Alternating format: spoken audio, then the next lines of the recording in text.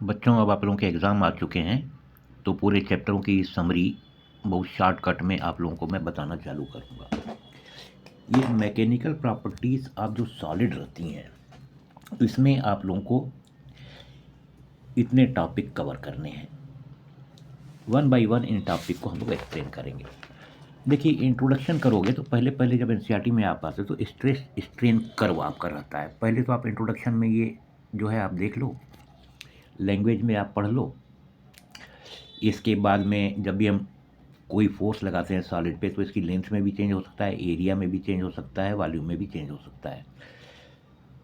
तो अब यहाँ पर एक टर्म आता है इलास्टिसिटी। इलास्टिसिटी मतलब आप जानते हो कि whenever deforming force is applied, restoring force restores the original shape and size of the object. This property of regaining the original shape, इसको हम लोग इलास्टिसिटी बोलते हैं। एक पॉइंट ऐसा आता है जबकि अपने ओरिजिनल शेप और साइज पे नहीं आ पाता है, डिफॉर्म हो जाता है, तो उस लिमिट को हम लोग प्लास्टिक लिमिट बोलते हैं। तो पहले आप लोगों को स्ट्रेस स्ट्रेन कर्व में ये समझाया गया है। तो देखिए, शुरू में जब हम फोर्स लगा रहे थे किसी वायर पे तो उसकी लेंथ चेंज होती चली गई, स्ट्रेन होता चला गया, और फोर्स पर यूनिट एरिया को हम लोग स्ट्रेस बोलते हैं। तो यहाँ से ओ से लेकर के ए तक ये प्रोपोर्शनल लिमिट है। जैसे इसके बाद हम देख रहे हैं लेंथ थोड़ा बढ़ रही है, ए टू बी। बी पॉइंट पे अब हम लोग देख रहे हैं कि फोर्स नहीं लगा रहे हैं, लेकिन लेंथ जो है स्लाइट फोर्स इंक्रीज करने पे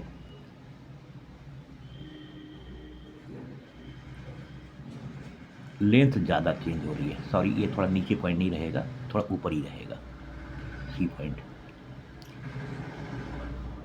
अब यहाँ पर आने के बाद में, इस पॉइंट के बाद में अगर हम और फोर्स बढ़ाते हैं तो ये अपनी ओरिजिनल पोजीशन पे नहीं लौट पाता है। इसे हम लोग यील्ड पॉइंट बोलते हैं। ऐसे में ये परमानेंट लेंथ का चेंज बन जाता है। तो ओ पी जो है परमानेंट सेट हो गया, मैंने लेंथ इसकी बड़ी हुई रही। इसमें पूरी लिमिट जो है, यहाँ पर डी पॉइंट जब आया हमारा, तो हम देख रहे हैं फोर्स नहीं बढ़ा रहे हैं, लेकिन लेंथ बिना फोर्स बढ़ाए इंक्रीज होना चालू हो गई डी से ई तक। अब इन पॉइंट्स के वेरियस नेम देते हैं हम लोग। ओ से लेकर के ए तक इलास्टिक पोर्शन, हुक्स लॉ यहाँ पर ओबेड हो रहा है। ए से बी तक जो होता है स्ट्रेस जो है प्रोपोर्शनल नहीं रहती है। बी पॉइंट को यील्ड पॉइंट बोलेंगे क्योंकि यहाँ बी पॉइंट के बाद जब फोर्स बढ़ाते हैं तो ओरिजिनल पोजीशन पर नहीं आ पाता है ऑब्जेक्ट।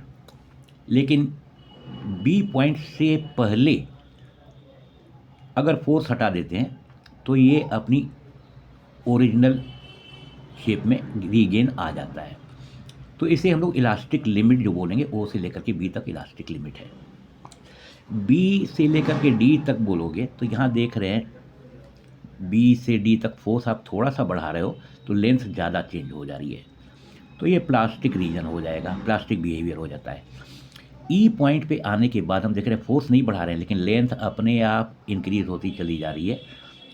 तो ये जो डी पॉइंट है, अल्टीमेट स्ट्रेंथ इस पॉइंट को बोलते हैं।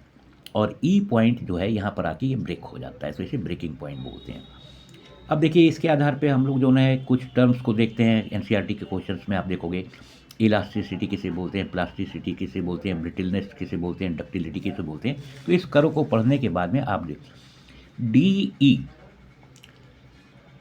ये रीजन अगर छोटा रहेगा यानी जल्दी से टूट गई वायर, यानी ब्रिटिल हो गया। लार्ज डी यानी कि खींचती चली जा रही है, पतली होती चली है, डक्टिलिटी आ गई इसमें। रबर को आप देखोगे तो rubber has the large elastic region O B. O से लेकर के बी तक रबड़ का ये ऐसे बढ़ता है। लार्ज स्लोप यानी कि स्ट्रेस अपन स्ट्रेन, यानी कि Young's modulus, bulk modulus, shear modulus. Large अगर रहेगा ये रेशियो स्ट्रेस और स्ट्रेन का, तो इसका मतलब वो मैटर जो रहेगा स्ट्रांग रहेगा। इसके बाद फर्दर इस कर्व के पढ़ने के बाद में आप लोग आते हो हुक्स लॉ आते हो, जो कि बहुत इजी है। हुक्स ने बोला within elastic limit stress is proportional to strain. ठीक है, स्ट्रेस अपन स्ट्रेन एक रहेगा जिसे मॉडुलस ऑफ इलास्टिसिटी बोलते हैं।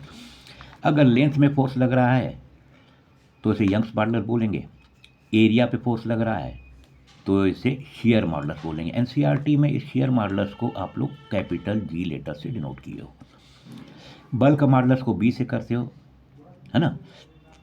वही है स्ट्रेस अपन स्ट्रेस, फोर्स अपन एरिया प्रेशर भी बोल सकते हो, change in volume upon original volume, bulk modulus हो जाएगा। इसके बाद तो इसमें से एनसीईआरटी में कुछ क्वेश्चंस दिए गए हैं। एक वायर स्टील की है, इतनी लेंथ है, नीचे ब्रास की वायर है, इसकी लेंथ इतनी है, तो बोल रहा है कि इनकी लेंथ में चेंज बताओ। तो इस वाली जगह पे L1 लेंथ पे दो लोड एक्ट कर रहे हैं, माने फोर्स 4 + 6 इतना रहेगा। F2 इस वाली वायर पे, ब्रास वाली वायर पे 6 kg का ही लग रहा है।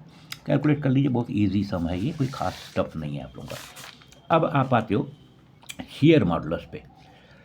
शेयर मॉडुलस में क्या होता है, जब भी हम किसी एरिया पे फोर्स लगाते हैं, ठीक, फोर्स ऑन एरिया, तो इसमें डिफॉर्मेशन जो है एंगल से नापा जाता है। ये वाला एंड सरक के यहाँ आ गया, ये रिजिड एंड है, तो ये थीटा एंगल है। थीटा क्या रहता है, परपेंडिकुलर अपन बेस। इस पे इसके बाद में बल्क मॉडुलस आते हो, सिंपल है चैप्टर ये आप लोगों का। प्रेशर माने क्या हो, फोर्स अपन एरिया, स्ट्रेस हो गया, change in volume upon volume. Negative sign क्यों दिया जाता है, इसमें नेगेटिव साइन रहेगा क्योंकि जब प्रेशर बढ़ाते हैं तो वॉल्यूम क्या हो जाता है, डिक्रीज हो जाता है, ठीक है। इसमें एक दो प्रॉब्लम आप लोगों को दिए हैं जो यहाँ पर सॉल्व आप लोग अपने आप करो, दोनों प्रॉब्लम बहुत इजी है, डायरेक्ट फार्मूला दिया गया है, मैंने यहाँ पर कर दिया है। फर्दर अगर आप आते हो तो इसमें छोटा सा अब आपका आखिरी टॉपिक बचता है, elastic potential energy stored in stretched wire. अरे भाई, जब हम इसको फोर्स लगाएंगे तो ये स्ट्रेच हो गई, डिस्प्लेसमेंट हो गया, हमने वर्क किया इसके ऊपर में, कितना वर्क किया, तो यहाँ पर जो फोर्स रहेगा, शुरू में इसके ऊपर कोई फोर्स नहीं था, जब ये लोड नहीं था तो 0 फोर्स था, बाद में इसके ऊपर F फोर्स लगाया तो एवरेज फोर्स लेंगे। यहाँ पर एवरेज फोर्स क्या रहेगा, शुरू का फोर्स आपका 0 है, नेट फोर्स, और बाद में F फोर्स लगाया, एवरेज ले लेंगे आप 2 से डिवाइड करके, तो हाफ फोर्स इंटू डिस्प्लेसमेंट, ये वर्क डन किया, यही इसमें एनर्जी स्टोर रहेगी। और यंग्स मॉडुलस से इस फार्मूले को रिलेट करोगे आप, क्या होता है, स्ट्रेस अपन स्ट्रेन रहता है। स्ट्रेस हमने यहाँ एरिया से डिवाइड किया, या इसे इंटू कर दिया, कैंसिल हो जाएगा। डेल्टा एल है, एल से डिवाइड किया, एल से कर दिया, ये इस हाफ स्ट्रेस इंटू स्ट्रेन, और एरिया और लेंथ ये वॉल्यूम रहता है, तो half stress volume into strain per unit volume energy stored, half ये वॉल्यूम को नीचे डिवाइड कर देंगे तो हमारे पास हाफ स्ट्रेस इंटू स्ट्रेन आ जाएगा। इतना इजी है। बाकी एनसीईआरटी के क्वेश्चंस मैंने आप लोगों को पूरे के पूरे दिए हुए हैं, उनको आप देखो, और 1 by 1 20 क्वेश्चंस हैं, एक बार आप देख लो, हो जाएगा आपका। थैंक्स।